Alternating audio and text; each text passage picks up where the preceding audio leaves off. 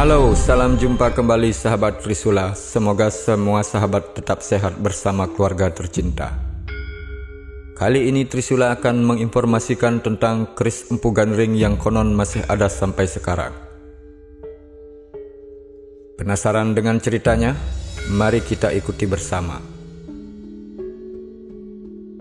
Tetapi sebelumnya kami mohon agar sobat menyimak sampai habis biar tidak gagal paham terhadap informasi kali ini. Keris Empu Gandring adalah senjata pusaka yang terkenal dalam sejarah berdirinya Kerajaan Singosari. Keris ini dikenal memiliki kutukan yang dikeluarkan oleh pembuatnya yang bernama Empu Gandring. Misi kutukan Empu Gandring yaitu bahwa keris itu akan meminta 7 korban dari kalangan penguasa Kerajaan Singasari. Kutukan keris ini pun benar-benar berlaku yang mengakibatkan terbunuhnya raja-raja Kerajaan Singasari. Keris Empu Gandring merupakan keris yang dipesan oleh Ken Arok pada awal abad ke-13 yang menjadi prajurit dari Tumapel, sekarang Singosari, tepatnya di Malang. Keris ini dipesan oleh Ken Arok untuk menghabisi majikannya sendiri yaitu Tunggul Ametung yang saat itu menjadi aku di Tumapel. Hal ini dilakukan karena Ken Arok jatuh cinta dengan istri Tunggul Ametung yang bernama Ken Dedes. Ken Arok kemudian memesan keris kepada seorang pandai besi terkenal saat itu yang bernama Empu Gandring. Empu Gandring menjanjikan kepada Ken Arok akan membuatkan keris yang sakti dalam waktu 1 tahun. Tidak main-main, keris tersebut dibuat dengan bahan sangat khusus yaitu batu meteor. Namun sayangnya aura keris itu sangat jahat. Keris itu ditempa dengan tangan oleh Empu Gandring. Bahkan saking hebatnya, keris itu tidak bisa dipasangi warangka. Namun selang beberapa bulan Ken Arok sudah tidak sabar. Dia pun nekat datang menemui Empu Gandring dan merebut keris yang belum selesai itu. Kemudian Ken Arok mengujinya dengan menusukkannya ke dada Empu Gandring hingga sekarat. Sebelum meninggal, Empu Gandring mengutuk kalau keris itu nantinya akan membunuh 7 orang penguasa termasuk Ken Arok dan anak cucunya. Keris itu ketika diambil Ken Arok belum memiliki nama. Nama keris Empu Gandring sendiri sebutan dari pembuatnya.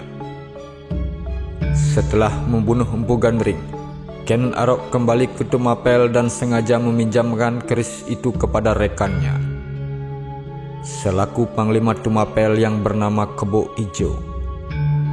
Malam berikutnya, Ken Arok mengambil keris itu dari Kebo Ijo dan menyusup ke kamar Tunggul Ametung lalu membunuhnya. Keesokan harinya, Kebo Ijo diadili karena keris yang diduga miliknya ditemukan menancap pada tubuh Tunggul Ametung. Kebo Ijo kemudian dieksekusi mati dengan menggunakan keris Empu Gandring.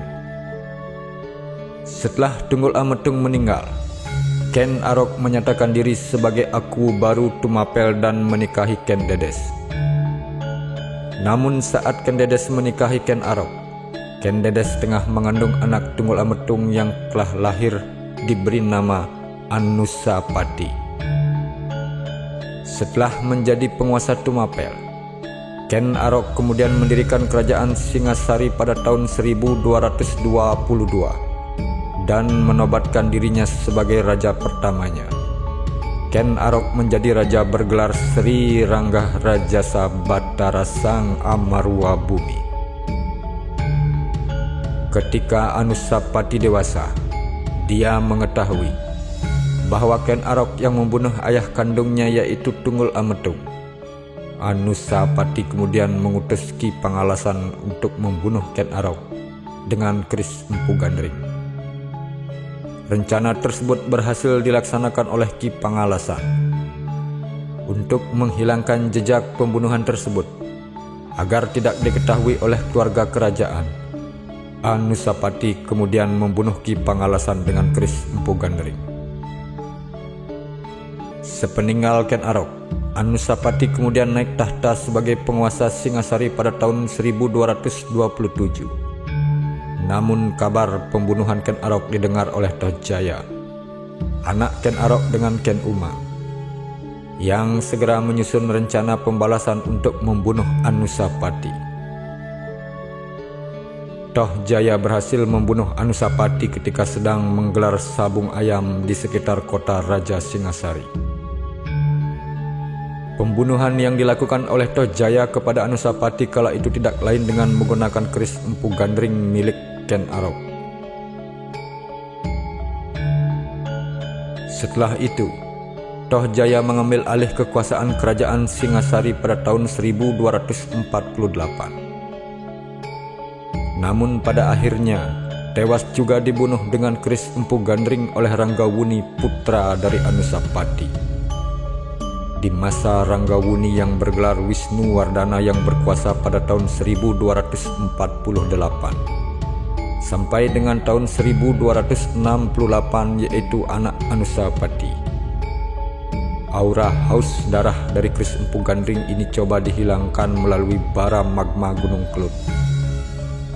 Aura panas keris ini kemudian diadu dengan menenggelamkannya ke dalam kawah Gunung Kelut. Bahkan konon ketika keris itu dimasukkan ke dalam kawah Gunung Kelut, Gunung Kelut meledak seperti meletus. Di Gunung Kelut keris Empu Gandring itu disemayamkan atau dikuburkan. Hasilnya, perseteruan antara keluarga dalam dinasti Raja Singosari di masa Wisnuwardana berakhir. Aura jahat keris Empu Gandring takluk oleh panasnya kawah Gunung Kelut yang pernah meletus juga pada zaman kerajaan Hayam Wuruk. Gunung Kelut pun dipercaya menjadi kuburan keris Empu Gandring, walaupun tentunya perlu pembuktian lebih lanjut. Di samping Gunung Kelut juga mempunyai hikayat. Hikayat ini juga hidup sampai saat ini sebagai terjadinya atau lahirnya berbagai gunung yang ada di Pulau Jawa. Konon Jawa Dwipa atau Pulau Jawa berabad-abad silam selalu diterpa ketidakstabilan alamnya. Daratannya kerap terombang-ambing oleh gelombang samudra. Kalangan dewata di kayangan kala itu bingung atas kondisi Jawa Dwipa, hingga akhirnya muncul ide cemerlang dari Batara Guru. Jawa Dwipa harus diberi pemberat, biar tidak terus terombang-ambing, demikian sabda Batara Guru. Mahameru yang ada di Jambu Dwipa, yaitu India, harus dipindahkan ke Jawa Dwipa, lanjut sang Batara menjelaskan gagasannya. Para dewata sepakat gunung Mahameru dipindahkan ke Pulau Jawa.